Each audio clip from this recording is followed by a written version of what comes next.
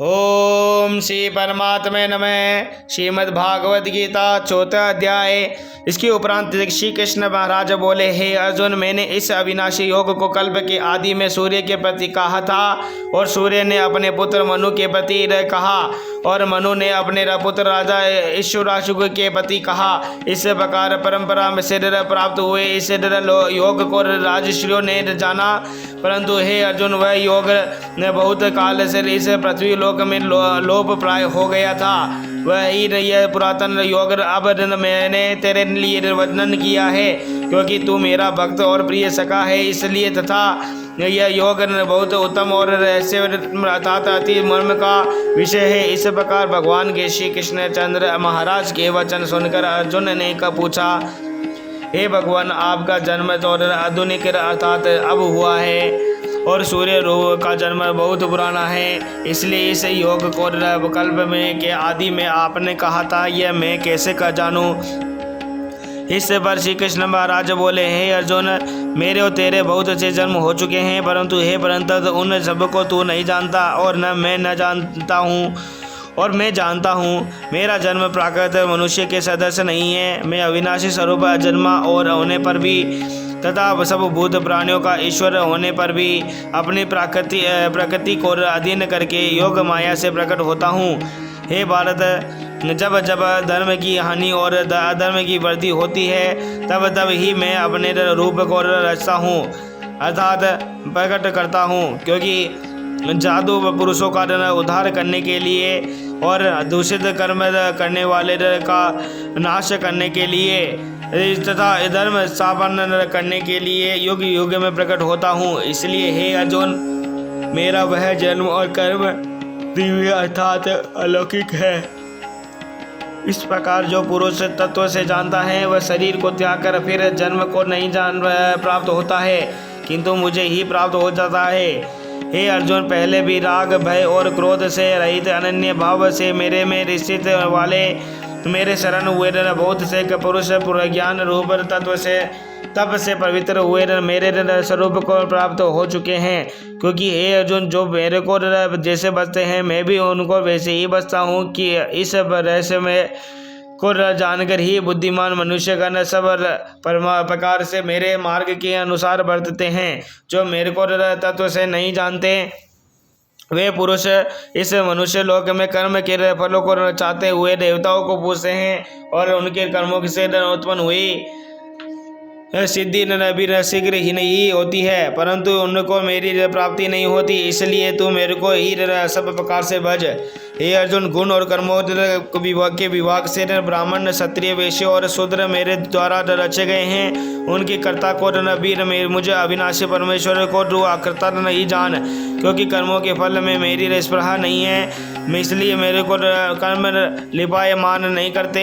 इस प्रकार जो मेरे को तत्व से जानता है, वह भी कर्मों से नहीं बनता है, तथा पहले दिन होने वाले मुमुक्ष पुरुष द्वारा वे भी इस प्रकार जानकर ही कर्म किया गया है। इससे तो भी पूर्वज द्वारा सदा के से किए हुए कर्म को ही कर, परंतु कर्म क्या है और अकर्म क्या है, इससे इस विषय में बुद्धिमान पुरुष भी मोहित है। इसलिए मैं वह कर्म अर्थात कर्मों का तत्व तेरे लिए अच्छी प्रकार कहूँगा कि जिसको जानकर तू अशुभ अर्थात संसार बंधन से छूट जाएगा।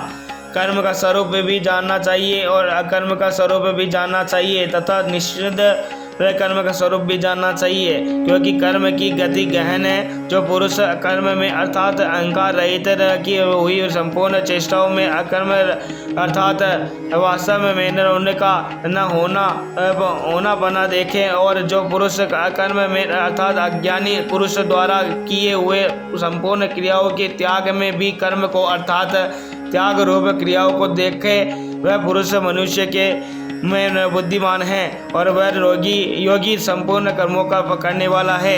हे अर्जुन, जिससे कि संपूर्ण कार्य कामना और संकल्प से रहित हैं, ऐसे उस ज्ञान रूप अग्नि द्वारा भस्म हुए कर्मों वाले पुरुष को ज्ञानी जन भी पंडित कहते हैं। जो पुरुष संसारिक आश्रय से रहित सदा परमानंद परमात्मा में तृप्त है, वह कर्मों के फल और संग अर्थात कर्तव्य अभिमान को त्याग कर कर्म में अच्छी प्रकार बरतता है, वह भी कुछ भी नहीं करता है। जीत लिया है अंतकरण और शरीर जिसने तथा त्याग दी है संपूर्ण भोग की सामग्री जिसने, ऐसा आशा रहित पुरुष केवल शरीर संबंधी कर्म को करता हुआ भी अपने पाप को नहीं प्राप्त होता है।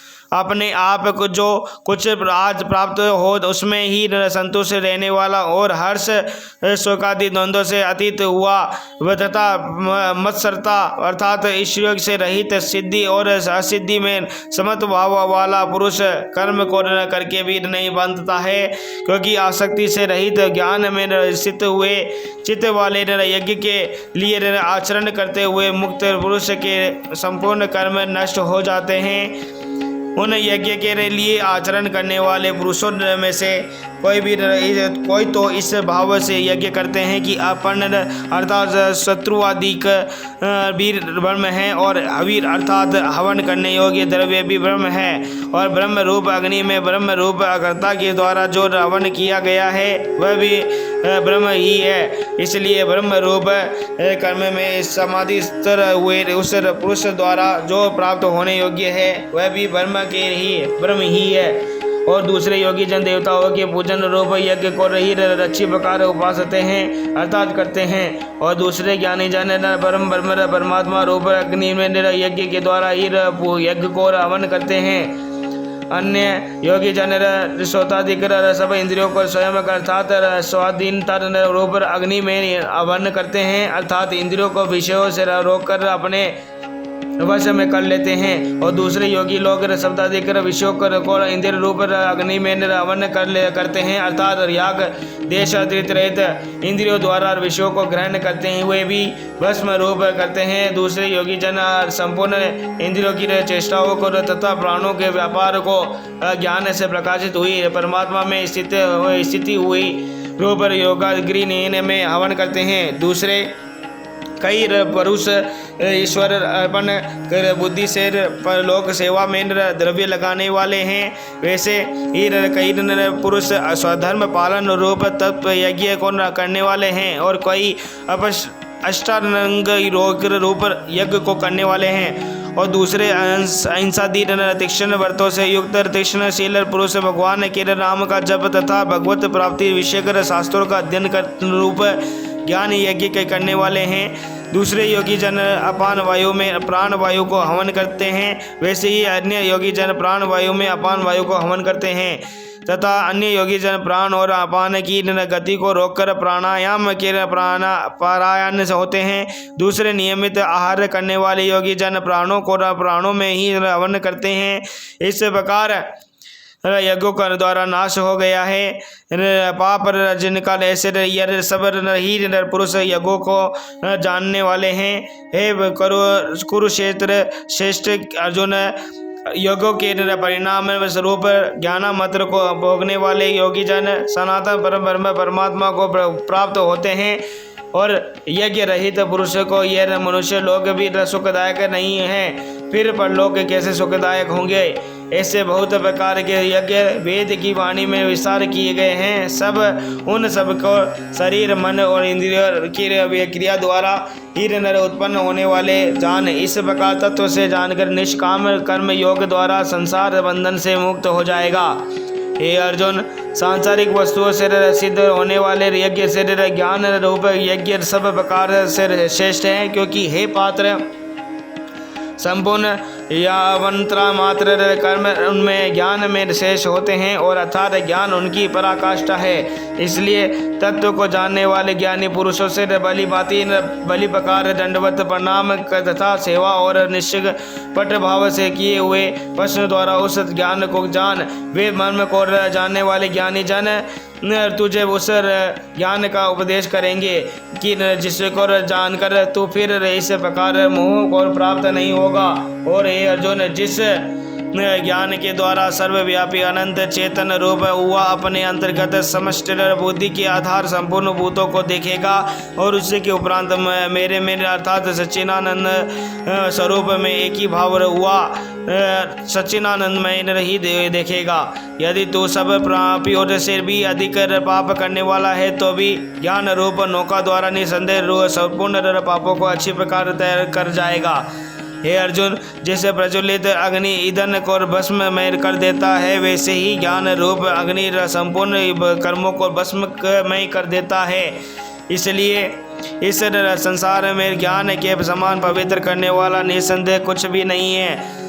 उस ज्ञान को कितने भी ही कल्प काल से अपने आप समस्त और बुद्धि रूप योग के द्वारा अच्छी प्रकार शुद्धांतकरण हुआ पुरुष आत्मा में अनुभव करता है। हे अर्जुन, जितेंद्रिय तत्पर हुआ श्रद्धावान पुरुष ज्ञान को प्राप्त होता है। ज्ञान को प्राप्त होकर तक्षण भगवत प्राप्ति रूप परम शांति को प्राप्त हो जाता है। हे अर्जुन, भगवत विषय को न जानने वाला तथा श्रद्धा रहित और संशय युक्त पुरुष परमात्म से भ्रष्ट हो जाता है। उनमें भी संशय युक्त पुरुष के लिए तो न सुख है और न यह लोक है और न परलोक है, अर्थात ये लोक और परलोक दोनों ही उसके लिए भ्रष्ट हो जाते हैं। हे धनंजय, समस्त और बुद्धि रूप योग द्वारा भगवत पढ़ने कर दिए हैं। संपूर्ण कर्म जिसने और ज्ञान द्वारा नष्ट हो गए हैं, उन सब संशय जिसे के ऐसे परमात्मा में परायण पुरुष को कर्म नहीं बांधते हैं। इससे हे वंशी अर्जुन, तू समस्त और बुद्धि रूप योग में स्थित हो और अज्ञान से उत्पन्न हुए हृदय में स्थित इस अपने संशय को ज्ञान रूप तलवार द्वारा छेदन करके युद्ध के लिए खड़ा हो। इति श्रीमद्भागवत गीता रूपी उपनिषद एवं ब्रह्म विज्ञा तथा योग शास्त्र विषय श्री कृष्ण अर्जुन के संवाद में श्री ज्ञान कर्म संन्यास योग नामक चौथा अध्याय। ओम